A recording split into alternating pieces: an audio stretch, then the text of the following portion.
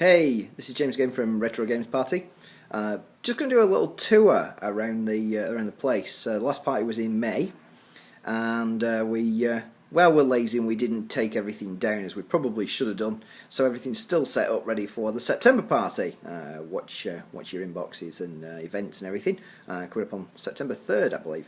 So we're going to do a little tour around the place and show you what we've got. I'm really proud of this collection. It's growing quite nicely actually. And it's amazing what you can pick up for not a lot of money, and just as long as you know what you're doing with it to make it work again. So we're going to have a little look around the place, and I'll give you a bit of a narration as we go. So here we have the C64. Quite proud of this. This has been around with me.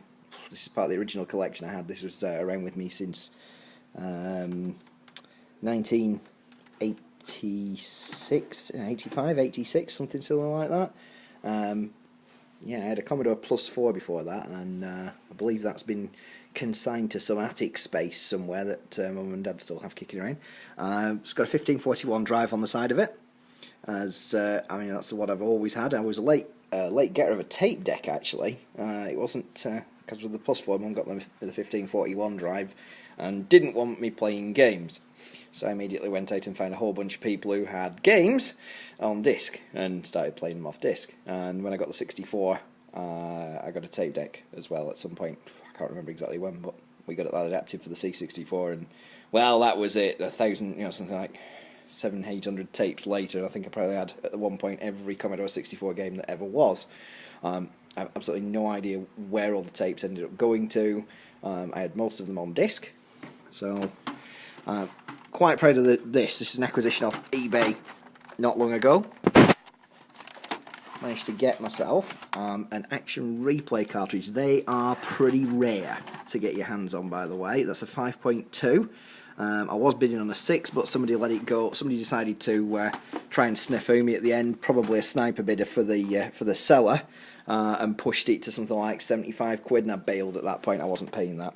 I got that for around about 25. Next to it is a good friend of mine. He's donated temporarily on a permanent loan basis his 64 and 1541 the cream drive. I guess they should really be swapped over, but that's his setup, that's my setup, and that's where we're keeping it. Managed to get as well, and this is an interesting one. Just move that joystick out of the way. PLOFI. No idea what that's supposed to mean, but basically that is an Epix Fastload cartridge that's been, I think basically it's been aftermarket manufactured, but it came from Bulgaria, did that one. Again, some total price of about a tenner. We've got over here next to it, we've got a Super Nintendo. Mum had that at the video shop that she had. Everything's a little bit of a mess at the moment because we keep sort of going around tidying things up and then moving things about and everything. And if you notice as well, I've got quite a number of Commodore and Philips monitors that I've managed to pick up. Again, these have all everything's sort of come from eBay. It's not an easy situation to get your hands on. All these, I've had to collect these over the last sort of 12 months. Some of them are starting to fail a little bit, mostly around the power switch area, which is quite a common fault if you have a Philips CM8833 Mark II and you get power fail problems on it. There are a couple of workarounds for it. If you get the horrible whining noise, skip it, because the HR7533 flyback transformer that you need is going to cost you more than a new one will cost you off eBay. I suppose at some point we're all going to have to start biting the bullet and paying the €65 for that part, because the number of 833s are going to run out. GameCube. Donated by my old school friend Ben. Again, it's on sort of a permanent loan up here with us. Again, on a Philips monitor. That one has definitely got a power problem. As you can see, the power cable sticking out the side here, because the power button on the back of it has decided to go kaput. Moving on, a few games. We haven't got many games for the GameCube at the minute, but that's because we're struggling to sort of figure out what are the good games to have. Commodore Amiga 500. Again, this is one of mine, with a disk drive on the side, Commodore 1084S monitor on the top, mouse and everything that I had that I got bought for me by my mum and dad back in about 1991. Really proud of that's still working.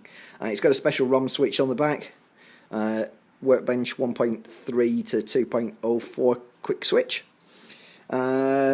Big size Amiga 500 we've got sat here at the minute. That's also been put on sort of permanent loan to RGP. Sega Mega Drive. This is the original Mega Drive with a Japanese adapter sticking in the cartridge slot. When I didn't have a Mega Drive for a long time. When I got this one off eBay back in January, the guy said there's a slight problem and sometimes you have to use the Japanese adapter. Well, we found that most of the time you don't have to use it, but sometimes it seems to help. But I think it's more dust that's got into the cartridge slot at the bottom that seems to be the issue there. Around this side we have a PlayStation 1.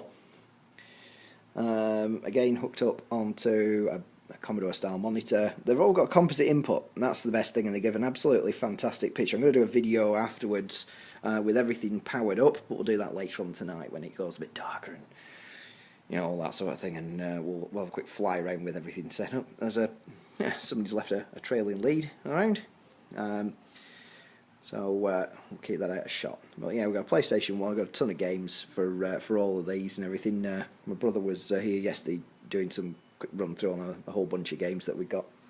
So I'm going to pan around this way, and here's the two arcade cabinets that we've got. And it's today that we're about to add another cabinet to this setup, which is going to be the 1942 cab. See the other video on that one. So we've got this is actually a VideoMaster 2 cabinet. It had Street Fighter 2 Championship Edition in it when I first got it, and that was ripped out pretty much straight. Well, actually no, it stayed in there for a good few months. It was about Christmas last year that it was pulled. Oh, by the way, you can see the reflection of me filming this on an iPad too. Who wants to carry a big bulky video camera around these days? Anyway, so yeah, it's a VideoMaster 2. It's a fully working cabinet. It's actually in incredible condition is this one. And it doesn't have a marquee light up at the top at the moment, but when I get the next cab, that will have one, and I'm going to start doing this one up. I'm going to replace the glass, and I'm going to replace the control panel as well, because this configuration, for some reason, everybody thought everybody was left-handed. Whoever built all these cabinets had this thing that everybody was left-handed. I'm a righty, I use the joystick in my right hand, I want the fire buttons on the left, I have to work cross-handed on that. It's coming out, it's going. And we don't play that many two-player games anyway, so it's going to become a single-player cab with 3 buttons per side and all the usual. So I think it's got MAME in it now. It's got a PC in the on the slide-out tray. It's actually, I should do a whole separate video completely just on the Jammer cab. This is the prototype one. This is the one that we built originally. It literally is just a prototype. It's got a homemade control panel there, a couple of Commodore tape decks and some other bits at the bottom. This is where the 1942 cab that we're about to pick up is going to go in its place. All the bits that are on this and some new PC bits that I've been acquiring for a few months now are going to go on that cabinet. I just need to get an arcade VGA card and a JPAC to go onto it. This has got, if I look under here real quick, this has got an iPAC controller underneath there. I don't think you can see it. It's tucked away somewhere at the very, very back. And the thing with this one is it has a rotatable monitor, which is an absolute godsend, because I love playing the old games like Pac-Man and Frogger, and I want them in their original format, as being vertical. Back where it's supposed to go.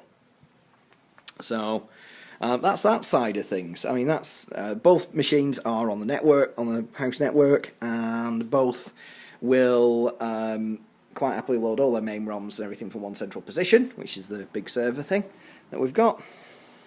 And the only thing that's different about them is the Marley configuration. The stuff's actually stored on each one of the baseboards.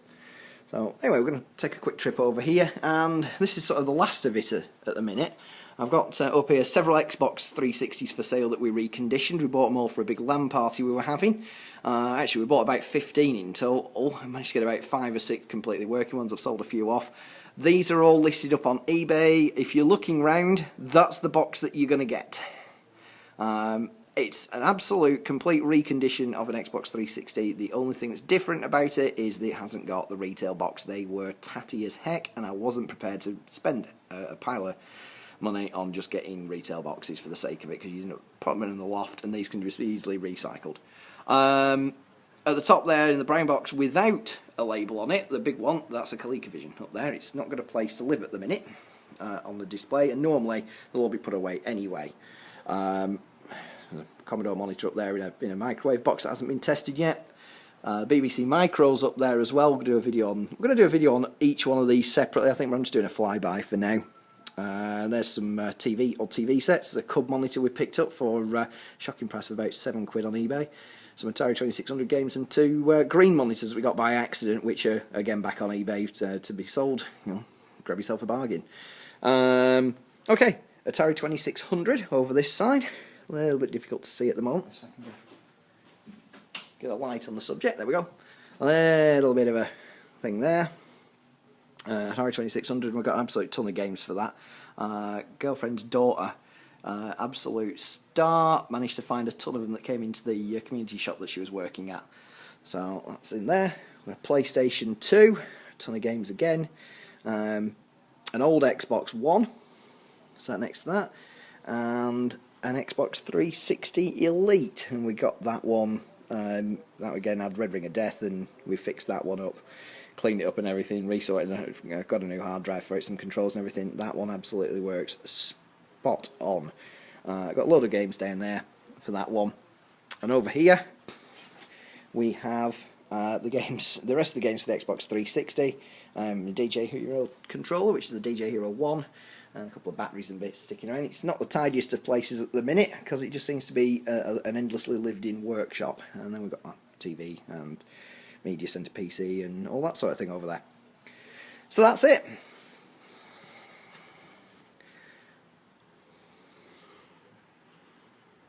And that is the tour of the place, and well, we hope you enjoy.